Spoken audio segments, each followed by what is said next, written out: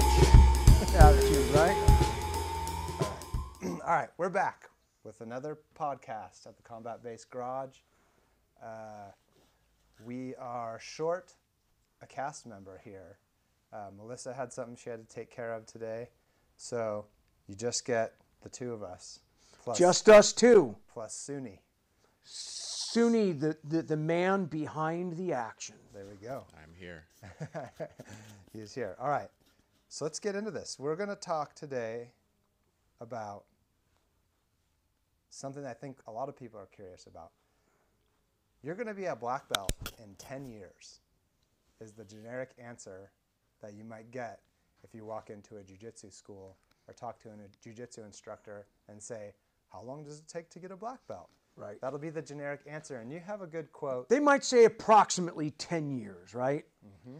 Yeah, so I kind of think that it's often heard, black belts will say all the time, don't worry about what belt you are, which is really easy to say when you're a black belt. Mm-hmm. Everybody, I think, who's a lower belt, even if your original goal was to learn jiu-jitsu, not achieve belts, eventually in the culture, you start thinking about your belt because the belt is the marker of your progress in the art.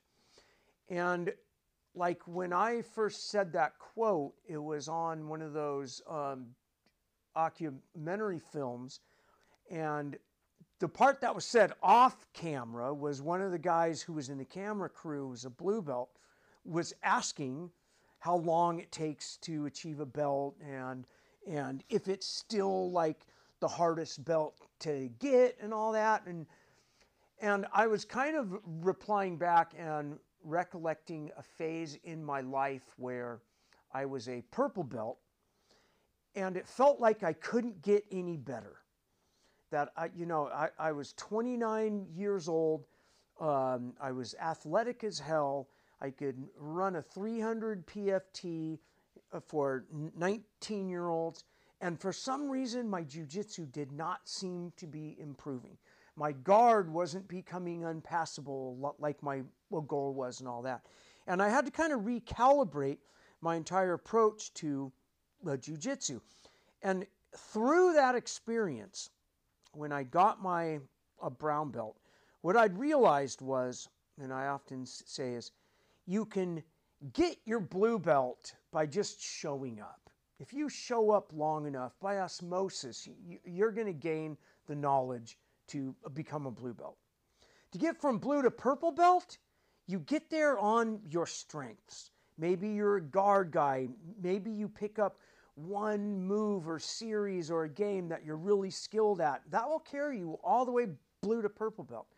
But to get through purple belt and the brown belt, you're going to have to address weaknesses in your game, maybe in your physicality because you're an older grappler. Maybe you're a young, super fit guy who relies too much on athletics. And so through that process, I think is when I realized, the only thing that can really stop you from achieving a black belt is quitting. That's like the one action you can take that will guarantee you that you will never become a black belt. And although your goal isn't necessarily the belt, your goal is to achieve the skill level in the art, the maturity of the mental game, and the body that can perform the art of a black belt. And if you don't quit, you're gonna be there. So, and it takes on average, if you pour some energy in and you show up, it takes most people about 10 years. It takes the phenom 5 to 7 years, takes the more hobbyist, the guy who drifts in and out, maybe 12 to 15 years. But if you keep showing up, you will get the black belt. And when you're stuck in that spot where you feel like your jiu-jitsu can't get better or you're having a year or two of injuries all the time, the only thing that will stop you is quitting. And if you just commit that, in 10 years, I'm going to be someplace, so I might as well not quit and be a black belt. And that's kind of what I see as. There's one more archetype I got to throw in Oh there. yeah, throw it in. The third archetype is the guy who does multiple martial arts and is striving to be a high-level martial artist. Will take him longer Yes. to be a black belt. It might take him longer, yes. His focus is spread amongst multiple martial arts. Yes. And multiple disciplines, and he's thinking about more than just jiu-jitsu. So Right. I think that might be a longer arc. I think so. Also, the black belt is, I don't know if it's higher caliber or higher bar, but like Sunni, who is a brown belt, is a professional MMA mixed fighter, martial artist. yes. So I think his black belt is a little different than the guy that signed up at the strip mall with 3 kids, and you know what I mean? I think it's a little different in some kind of way. Like in the olden days, both Horion Gracie and Carlos Machado on separate occasions explained to me that not everybody makes it to a black belt. There are people that forever, whatever their mental or physical limitations, will never become black belts. And that was because back in that period of time, you were ranked on the athletic male peer group, which means unathletic older men, women are never going to be a black belt no matter how long they do with jiu-jitsu. And I think what has happened is over time, we realize that at least I do, and I think most others, I'm ranking you not only on where you stand in your peer group, but where you are in your own personal growth potential.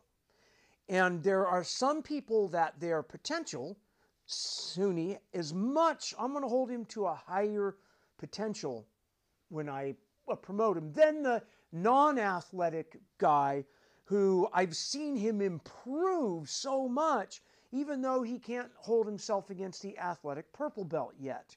He might be ready for his brown belt because he has reached the maximum potential that he has. So when I rank, I'm ranking you on how you relate to your peers and what is your personal growth potential. And I think sometimes some coaches, and I've erred, I've sometimes promoted guys I think a little too early, and I've promoted guys late. Like last week, I finally gave a guy a blue belt, and I felt like he instantly owned it, and he grew in. It was almost like he needed that belt before he could start grappling as if he's a blue belt. Otherwise, he felt like he was a white belt. And for others, if you give the belt early, they feel insecure about it. And I think we all have a little bit of when we're first promoted, we feel like we're not there yet and whatever it is. But I think your growth, you grow quicker into the belt if you don't quit than you do if I hold you off forever and then you finally get the belt. It's almost not a thank you very much, but a fuck you very much. And that can be damaging to your growth potential as well. Yeah. And it's a hard call. I imagine. I have thought very little about ranking people, and I generally don't look at people and go, oh, this person should be this or that, because I don't feel like that's my role. But as a black belt, you know, I start to think about it a little bit. Yes. And I look at certain, because now I can see it and feel it more than ever before. Yeah. And I can understand what the different belts are, and I can roll with somebody and kind of see what that is. And I kind of think of a black belt where you get your next stripes, right? Mm-hmm. It is like the white belt is the humble belt. Mm-hmm. You're humble, it's all new. The blue belt is the eager belt. You're learning this, it's at a fast rate. Every class you're adding stuff. In your mind, you're like, wow, I'm going to get good. It's an eager belt. You show it for the warm-ups and the whole class.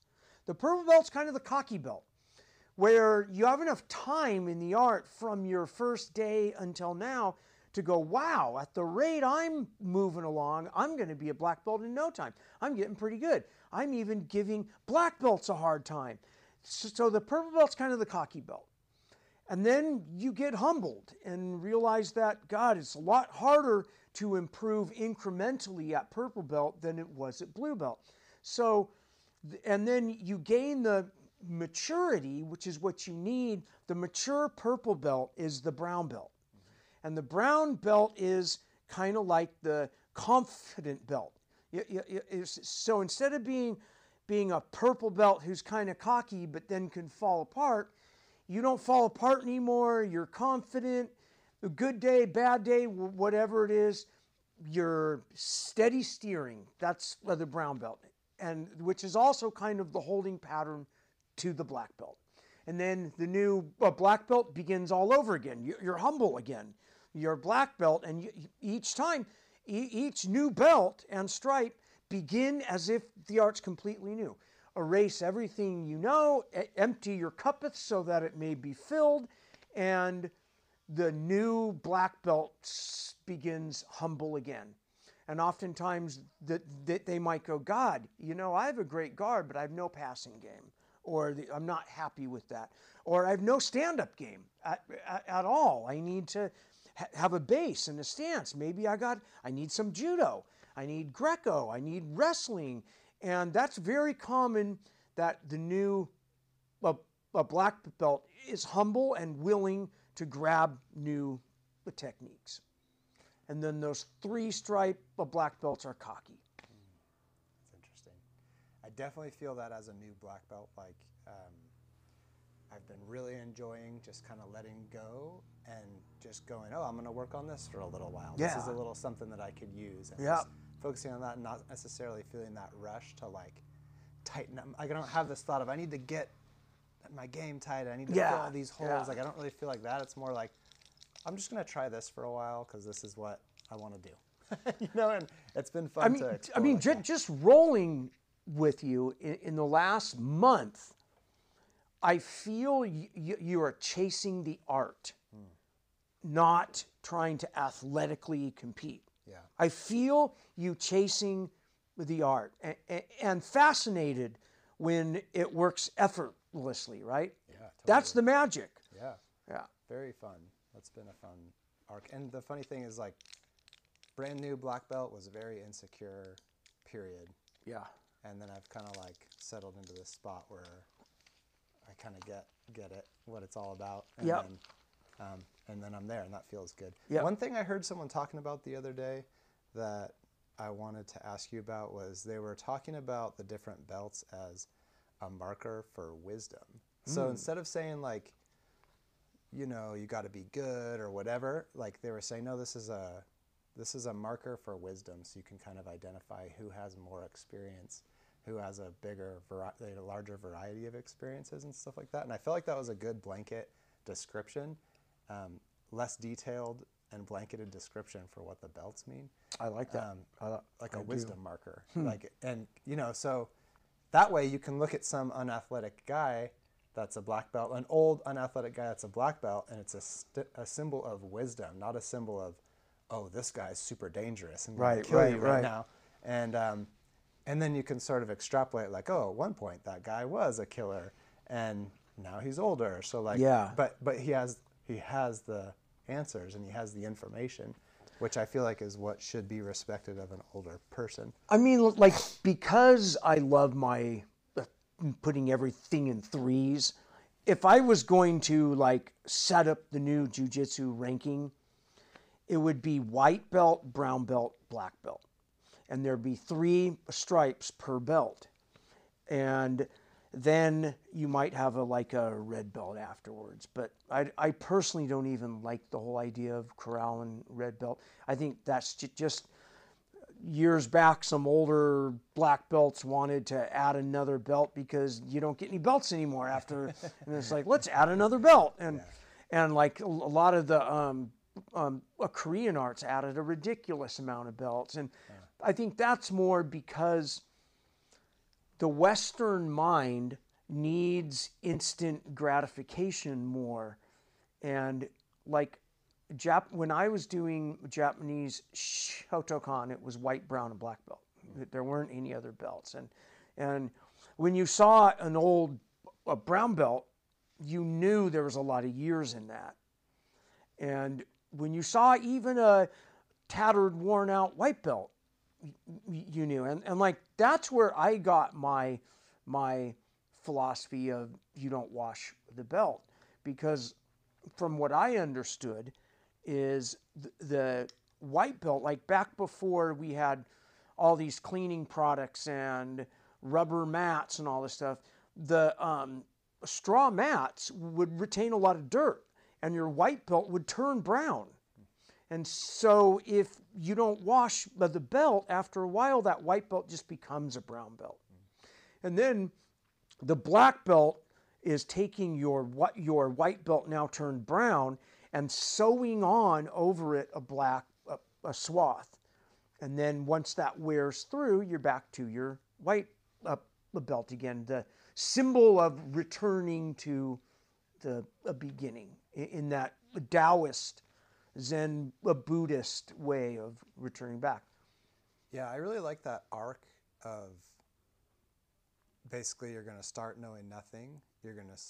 And then the advanced belts are kind of brown to black. And when I think of what a black belt is it's somebody that is training, right? Yeah. And that's like the first thing, right? Yeah. I don't think if you're not training, you're not a black belt. Yeah. Right? You're not doing anything. you know? Yeah. So it's almost like I love that you get to the brown belt level, and it's almost like you've got the fundamental wisdom acquired. Yeah. And now this check, are you going to keep doing this into the future?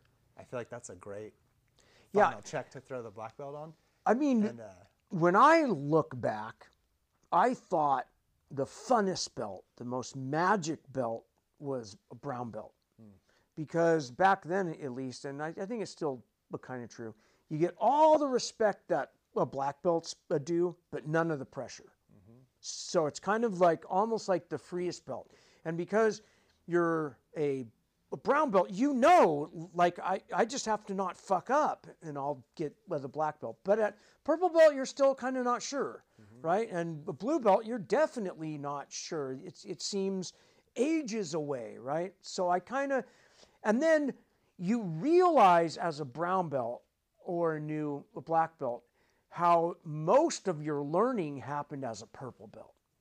That's where you really got good, right?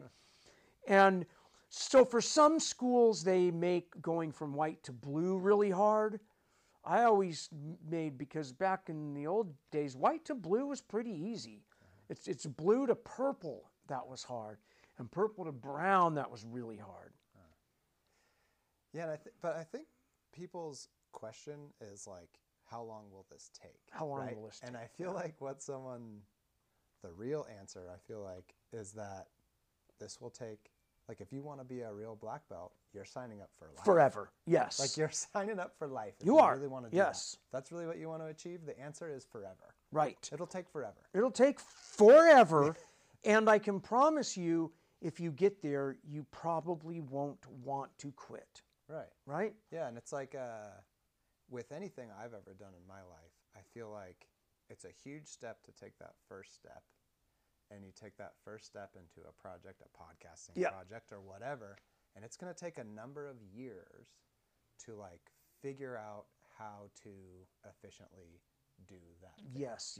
And do it kind of well, or just like fundamentally sound. Yeah. And then beyond that, it's going to be perfecting the fundamentally sound thing that you've built, which will take the rest of your life. So it's like 10 years is like almost like just you almost throw out a number just to put a number on it, like the Dirty Dozen. You just put a number on it. Yeah. It's an arbitrary number. Like there's a meme that I like that says, the white belt's the hardest one to get because you got to start, and most people won't ever start, right? I mean, that's a good like mental meme to keep you going, right? And obviously in the last couple of years, what's become really popular is readings of the Stoics, right? And I think the ideal of a black belt is chasing the wisdom of the Stoics. And I think what people miss so much about the wisdom of the Stoics, the key is humility.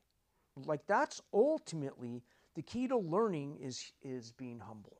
It's not being eager, it's being humble. And we go through phases of time where our egos resist humility. And one of the things that I find, and I think it was Seneca who warned about, when you are an expert in one area, to make assumptions that you're an expert in other areas. So if you're an expert in the upright clinch throw, you think you're an expert on the ground too.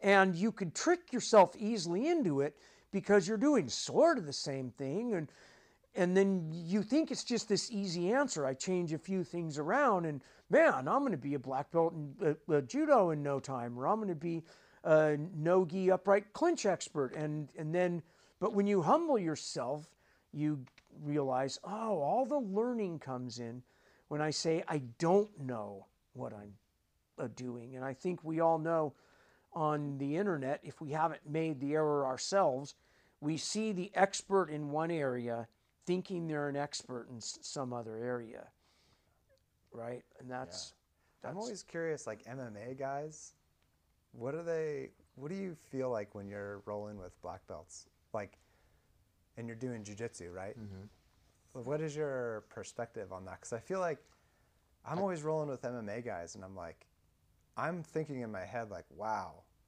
I might be like doing okay in this exchange here, but I'm like seeing all these spots where you could be hitting me and stuff. Yeah. And I just have it in my mind, like, I mean, I might be doing all right in this ground thing that we're doing, but like, this guy would be murking me if we were like doing MMA.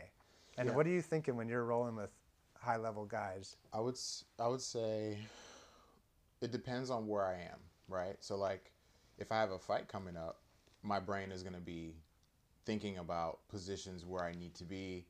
Am I going to get punched from here? Can I get stuck here? Like, I'm thinking about it more from a fight sense, right? Yeah. But camp is not forever, right? Yeah. There are times where you're just training just to train. And I personally, I can't speak for anybody else, but I personally like to go into any kind of martial arts that I choose to do, focusing on what that is. So like, I'm doing jiu-jitsu for the purpose of jiu-jitsu. Yeah. I'm doing boxing for the purpose of boxing. I can figure out how to adapt that to MMA, and we can discuss that with my coaches and stuff. But like, I want to learn that thing for what it is. So, because I think if you learn it for what it is, you get to understand the fundamentals of the actual art itself. Because if you try automatically, like, I'm gonna go learn wrestling for MMA, you're not getting the essence of wrestling. Mm-hmm. If I go learn jiu-jitsu for MMA, I'm not getting the essence of jiu-jitsu. Mm-hmm. I'm trying to do a hybrid version that is omitting the big parts of whatever that art is. Yeah. For the sake of rules or whatever the case may be. So, yeah. Do you train with guys that are just straight MMA guys that like just train MMA? Yes. And how does that feel compared to like a jiu-jitsu guy when you're rolling with that guy? Some of those guys are gnarly. Some of them are good, right? Some of them are good, but I think what people miss at times is like who their coach is, right? Like, are you focused on jiu-jitsu and your coach is like a real jiu-jitsu coach that is trying to adapt things for MMA? They're doing the heavy lifting for you. Yeah. So they are going to be better because you as the athlete doesn't have to be like, well, I have to figure out how to adapt this for myself. You have someone that is giving for you. Exactly. Yeah. So, and they already have the essence. Yeah. So, but to me, I feel like that's robbing yourself as I don't want to say athlete. I have to say martial artist because the athlete wouldn't care about the essence of whatever a martial artist would. Right. So, if you're an athlete and just a fighter, you probably don't care. Yeah. I care because you know, mixed martial artist. Yeah. Yeah. That's awesome, man. But true mix. Yeah. I mean, and I think, just like for life rewards, that approach is more enriching. But I think ultimately it turns you into a better mixed martial arts competitor. I mean, that's what Connor is, right? Well, Connor, a lot of people look at him as the gold standard for amazing mixed martial artists, and that's what Matt was describing him as. Yeah. as exactly. Well, Connor has amazingly fast hands, and I think we all know that a lot of times people that lean more towards the grappling arts, the way your body moves in grappling arts can slow down your hands. And the way people move their hands in boxing or Muay Thai, they'll lose control on the ground because like each of them have a strength and a weakness. And that's what I think. What I've found, to your point, is when you're doing the striking arts, it's more based on explosion. When you're doing the grappling ones, it's less about explosion and more about like holding isometric tension. Yeah. So then as you grapple more, because it's a strategy in MMA, right? When you have a guy that has very fast hands and they hit hard, you grapple with them first to get their arms, wear them out, and now they don't have as much power, as much speed. So to your point, cook the beans. Yeah, cook the beans. Cook the beans. Cool. Well, I think that's good for the main topic here. We're trying to keep it high and tight. We're trying to move on. So about 10 years. I think, I mean, it's going to be some years. Expect a decade. That before you, I mean, it might take a little more, it may take a little less, but I think generally speaking, expect a decade. If that's what depending on what you're trying to get out of it. Mm-hmm. All right. Well, let's go. Melissa's not here to do a gym shout out. So let's do. We're at about 27 minutes right now, so you got a little time. Okay. We got a pretty long email that I wanted to address. We got a pretty long voicemail on the hotline I wanted to address. But let's try to do a gym shout out in Melissa's absence. Just because we were there last night, let's shout out UACTP. UACTP, downtown LA. Place? Yeah, it's a true multi-functioning gym. It's got a great weight room. It's very much oriented towards not machine style weight lifting, but raw old school. And we got a mat room, and there's instructors who are there who teach everything from movie stunt style martial arts to Filipino Kali. I teach a very classical jiu-jitsu class there, more oriented towards think street, practice art, not as much sport, although sport is always a piece of it. One of the other guys there has a good sport class, and Gavin. Yep. Gavin Check it out. His no-gi class, but Gavin's is awesome. If I would have known we were going to do a shout out, I'd made sure I boned up on the. Sorry, we lost a crew member today, but she'll be back. And yeah, it's all good. UACTP, awesome. Yep. What a great experience. I've said it before. I'll say it again. It's one of my favorite places to go train. I love the experience of going to downtown LA on a Wednesday night. I make the drive up there, weaving through all the downtown chaos. There's buildings everywhere. There's stuff going on the streets everywhere, and then pulling into the little warehouse situation, and then I go get my instruction from the master. And that really cool old brick building that just says gym. And then the music that they play, the whole thing is a good, cool vibe. It is a cool vibe.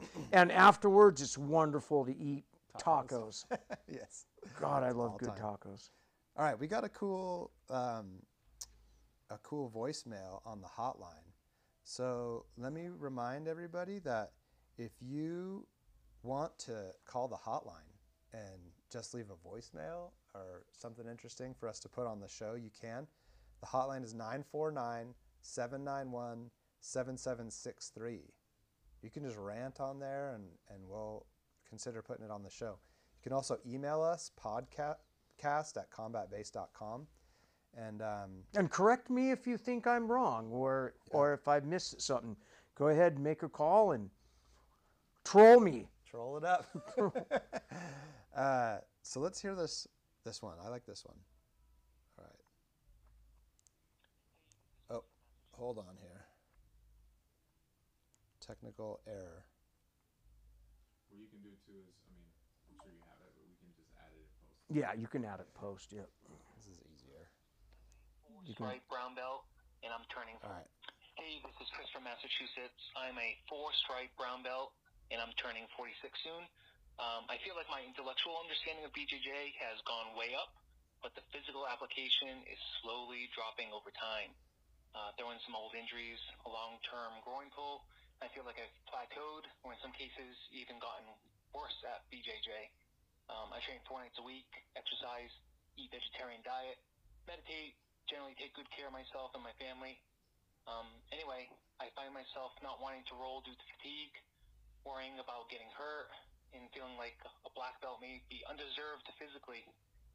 What's your advice for an older practitioner in a room full of youthful, no-gi, wrestling-based, MMA-minded killers? Let me know. Oh, and I did want to mention, I also started in the JKD community back in the 90s with the Vunak and the Santo crowd.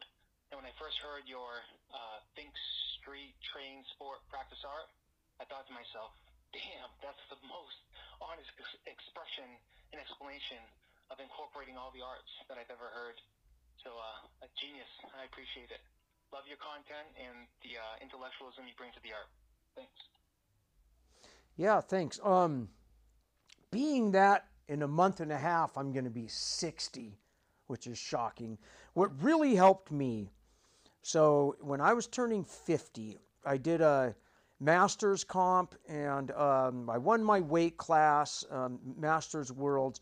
I lost in the finals for the Open class, and it was a close fight. And that guy hurt his hamstring in that fight really bad. One of the guys lost teeth. Like, I was watching us old guys going out there, sprinting for 5 minutes and getting hurt. And I thought, like, this is an unsustainable thing. So, like, the next month, Hickson and I went and had lunch, and I was talking about it, and Hickson basically, it was like, those IBJJF 5-minute matches, that's stupid. And it's like, yeah, I don't want to be these old guys in the sprint. It's like, it's not even long enough to work your jiu-jitsu out and get the feel of the game. And I'm thinking, yeah, I mean, I think we should have 10 minutes at least, older black belts. I get the 50-year-old blue belt, but come on, we're black belts. Like, let us show the art. But anyways, from that period of experience, I kind of made up my mind that I was going to approach the jiu-jitsu totally different. My late 40s was a period of a lot of injuries. I never had knee injuries until my late 40s. My back was out all the time. My neck was hurt because at 46, you could still roll like you're 26, except afterwards you're hurt. So I always say, I know I got one 19-year-old roll left in me, but I don't want to waste that on the mat rolling against a heavyweight, a purple belt, because then afterwards I'm injured, sore, and hurt. So I started approaching a jiu-jitsu, think street, train sport, practice art, really saying, you know what, I've been doing sport way too much. And I don't mean just sport rules. I mean sport, when I'm rolling, I'm competing against my opponent, trying to beat them. Whatever the man-made rules are, whether it's IBJJF, MMA rules, Chuck's backyard grapple off, whatever rule set it is, I'm thinking to competitively, which is the sport, a mindset. So I started leaning into the art. And I always say, the art is, how do I control and submit my opponent utilizing the least amount of athletics and attributes and the maximum amount of leverage, knowledge, cunningness, and guile? That's the art. And the sport is, how do I deploy that within some man-made rule set using all my athletics? And the street is that hypothetical reality out there. What is the primal original reason why you said, I got to learn jiu-jitsu? It's so you could learn to fight in a fight where someone's trying to take your life or someone else's life. So by separating those, like really splitting them apart, it enabled me to really go, okay, I'm going to work on the art mostly. Occasionally I'll roll more sport. I'll think about maybe this really cool judo throw I learned might not work that practical in the street because it's reliant on the lapel or gi, or like just by thinking that way, it's like I started learning the jiu-jitsu all over again and all the arts. And it really helped doing a private with Hickson every month for the last like 6 years. Like that like really helped. And before that, Hickson had a Wednesday morning class at Crohn's that I loved that class because we would just go over that same stuff I learned as a white belt, but approaching it as if I'd never learned it. How do I escape from a standing headlock or keep a guy in my closed guard? Like all that stuff I got to relearn and not get hurt anymore. And knock on wood, I've been really uninjured in these last 10 years. Really uninjured. I spent way more time nursing owies and with ice packs from 38 to 49. Like a lot of time I spent hurt. And a lot of time I spent trying to run stairs to improve my jiu-jitsu instead of chasing the art. So I would suggest that you, like one of the mental things that I did back then is I made up my mind, when I'm rolling with blue belts, even purple belts, but especially blue, I'm going to use zero athletics, even if it means they beat me. And I don't get to even tell them, you know, I'm just rolling non-sport. It's like I give them, so my ego can be punished enough to where I got to figure out the leverage, figure out what I'm missing in the grip or the technique or the timing, right? And that just gave me a whole new approach to the art. And it makes me like, I would retain 1 to 3 things after every Hickson private. That's all. I'm not trying to learn everything. I just want 1 to 3 little chunks of knowledge. And it might just be a slight adjustment of the hip in one move. And then keep that.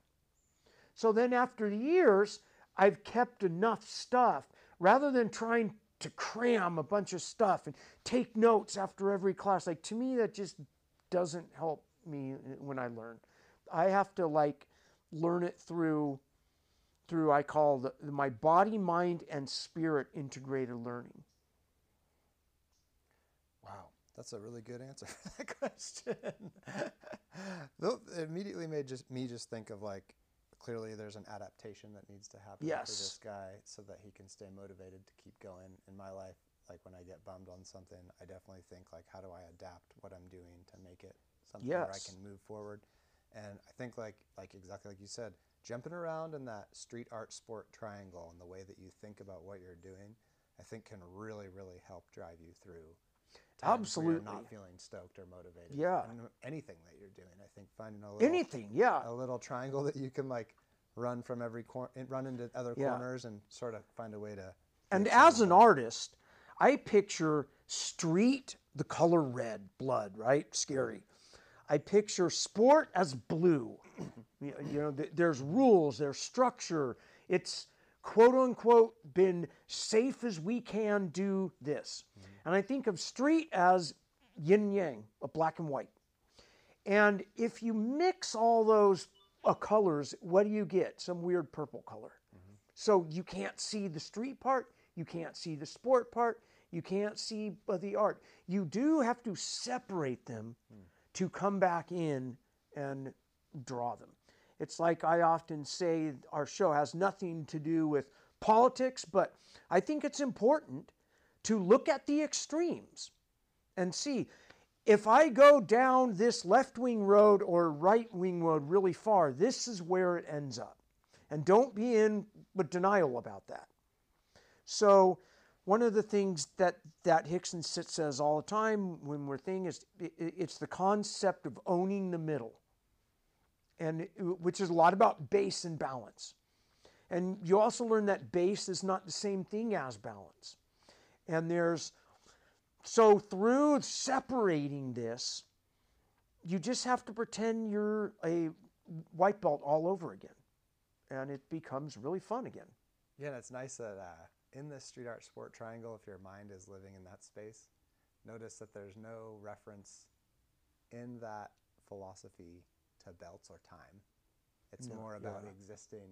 Yes, in the now. Existing. Being in the now. Yes, yes. Yeah. Nice. That's solid. All right, so we got another great email that came through. It's a little long-winded, but let's see.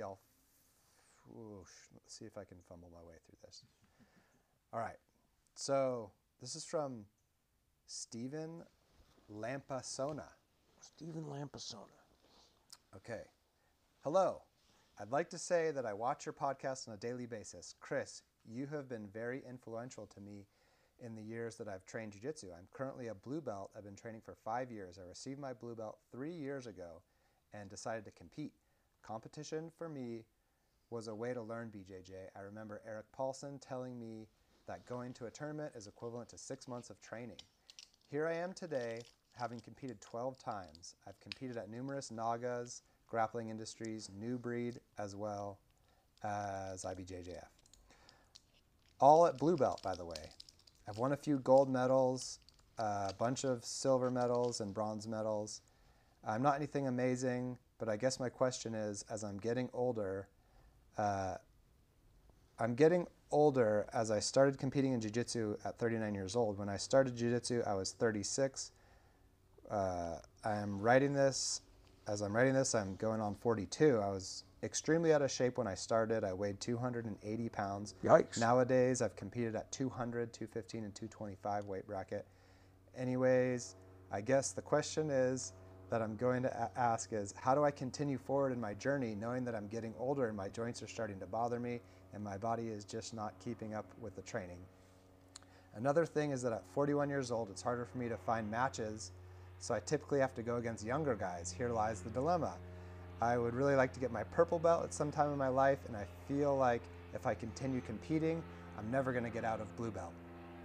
I was actually hoping that you guys would do a podcast on this question because it's such an in-depth conversation. I understand the concept of the blue belt. This to me is more about the fact that I'm getting older, my body is wearing down. It's harder for me to keep up with the younger guys. To me, getting that purple belt is the ultimate goal. If only I could follow your advice, Chris, get on top, stay on top, and win on top. I wouldn't have to worry about this email, would I? My issue is, I fell in love all right with the seductive nature of guard. Yeah. Just want to say you're a legend in my eyes, Chris. Thank you so much. Well, thanks. Yeah, I feel honored. And rewind what we just said, and there's your answer. And I think the only thing that I might add is that the concept of the golden rules of martial arts is, the grappling art especially, is number one, be the guy on top. Like, if you're the heavier guy against the lighter guy, would you rather be on bottom or top? Top. If you're the lighter guy, would you rather be on bottom or top? Top. Top is like your overarching goal. And what happens is we learn the guard to counter the shitty fact that you're on bottom. Countering that shitty fact so well that it becomes seductive because it's easier, it's lazy, and you can accomplish the same goal, which is to control and submit my opponent. But then, like especially MMA guys, you can almost instantly feel the pure jiu-jitsu guy when they are in a guard bubble. They like have no concept other than a guard. And when you do jiu-jitsu only, you miss the importance of being the guy on top. So one thing you can do is, if you really want to play a guard all the time, let who's ever on top throw open hand slaps at you. And if that doesn't make you want to sweep and reverse, I don't know what will, but it will. And like one of the early things that when I was a white and a blue belt is the then black belts, Machados, Gracies, they would let you know with an open hand slap when you're being lazy in the guard or not blocking hands. But you couldn't counter strike. So I had to come up with a jiu-jitsu solution to a striking problem, not a counter striking solution. You could do that later when you train MMA. But when you're training with jiu-jitsu, you're looking for a jiu-jitsu solution to a striking problem. And inevitably, that's going to make you realize the value of being on top. And when on bottom, you try to get back on top. There's the sweep, right? So it's not just locks and chokes, it's the sweep as well. So if you're a great guard, a player, and you play with that attitude, you're going to find yourself on top a lot more. I just want to add to that. First of all, you're spot on with that. And I would argue that that's probably the biggest thing that I learned about jiu-jitsu when it comes to MMA is that, like, because that was my problem when I started. I was very much, remember I told you, I like to stay focused on whatever the art is. So in the essence of jiu-jitsu, it is to be able to defeat the bigger person. You stay on the bottom and guard play. So I'm like, oh, I feel safe here. This is fine. But no, because if you're on top in MMA, you're winning. And if you're on bottom, you're losing. And so there was a time where I was too comfortable. And then I could see as I started to change, it's not that I wasn't comfortable on bottom. It's just there was now a sense of urgency of like, I need to sweep or submit within 30 seconds. Like, we have to make this happen now.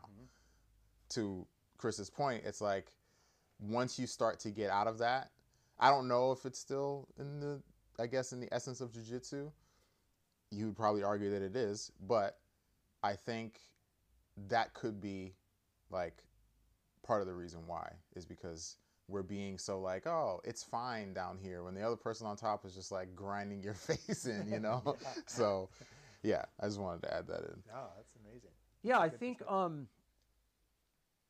the guard is the true paradox of the art because you're not on top and you can almost not have to try to be on top, right? It is the paradox. And I even remember back when I was a purple belt, overhearing the elders from what Portuguese I can pick up and ask, trying to figure out the rules. Like, should pulling guard be minus a point? The guard is neutral, technically, so if you're going from standing neutral to pulling a guard, that's still neutral to neutral, right? And it is the paradox, right? And I always say, try to have a guard that you feel like you can get out of at all times, whether it's stand back up or reversal sweep. Don't feel like you are stuck in guard. And then you carry that attitude when you're bottom cross sides or mount, right? So yeah. Nice. Yeah, I always like the little rule set that we had for my home training setup. I think I told you about this before, but we used to train rounds where we'd start standing, and then your goal was to like high amplitude throw the person to the mat and then hold them down and finish them. But then the guy on the bottom could use guard, but their main objective once they're on the bottom was to get back up. To get another throw. Yep. So like it was kind of like more of a MMA type of rule set as far as like the practicality of how it worked. But I felt like that led to really good jiu-jitsu because you didn't just get lazy in the guard. It was like, I don't want to, like, I would rather throw you and finish you from top than finish you from the bottom. Yeah. So like I think that's a good way to think of it. But I think so. I think too, I can be honest about this too. I think the sport jiu-jitsu actually gave me that sense of urgency because we were doing something kind of similar to that in our old gym, Alliance San Diego, where we would start on the feet, but it's like, whoever scores the first point wins. So if someone shoots on you, like, you don't want to be on the bottom anymore. You want to get up. Yeah. Or you want to be like, I'm sweeping right away. So there was that element of like, I don't want the points to get scored on me. So I have to defend this position with my life. Yeah. And that means like not getting your guard passed and getting a get up so that you can be the one, you know, scoring the points. So Yeah. yeah, I feel like that's the way to do it. I agree. Yeah. What else was I going to say? Oh, yeah. And then the other thought for the fellow that wrote in the email was, again, yeah, reiterating what you said before, but it's just getting your mind out of that sport corner.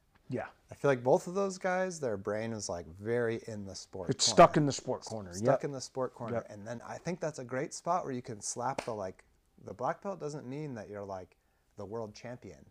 It means that you have the wisdom. Yes. And Well, the black belt really is where jiu-jitsu starts. That's what I was told. And should this ever become an Olympic sport, there's not going to be the purple belt Olympic jiu-jitsu champion. It's black belt. So every other belt is ultimately practice and training to get to black belt. In that competition sense. I mean, yeah, it's cool to be the purple belt world champion, but like ultimately the belt that matters is black belt adult division, right? So that's kind of the pinnacle ideal goal, right? And in that one sense, that's where I often say, like, maybe it's a little too long in jiu-jitsu to earn a black belt, because you're not going to have 50-year-old black belts competing in the Olympics. And so unless you begin as a kid, you're not going to be an Olympic jiu-jitsu athlete, which is maybe something we just have to accept, right? And that's fine, because the Olympics are the pinnacle of sports, right? So yeah, it's like, where does that mindset end, right? Like, if your mindset is stuck in like, oh, I got to beat every white, blue, purple, brown belt to be a black belt. that's Like, a bad mindset, yeah. Yeah, I mean, it's going to never end. You're going to go to this other gym. There's Yep. going to be some dude who's a brown belt or Yep. purple belt that's going to just absolutely annihilate Yep. you. And there's And, good like, days and bad days, and Yeah, and yeah. I just feel like you got to abandon that at some point. Yeah. And yeah, anyway. Let's wrap it up. Yeah, that's about it for today. Real quick before we go, though, our Patreon's still going. If you want to get on the Patreon, we're starting to brew up some plans to get some exclusive content together. We gave you a sneak peek of that not too long ago, and get on board. It's a fun thing and a great way to support us. We really, really appreciate the people that are supporting that way. You can also be a super on YouTube, and you can sign up for the Combat Base Club. There's a promo code, podcasts. You can put that in when you're signing up for the Combat Base Club, and then you can put in podcast 10 when you're buying stuff. There's art that Chris makes. There's shirts, hoodies, beanies, gis. There's stuff on there, and there's going to be more stuff in the future. All kinds of swag. And Soap more is coming up? coming. What's up with the Soap is coming. What's the soap about? I'm not going to talk about it yet.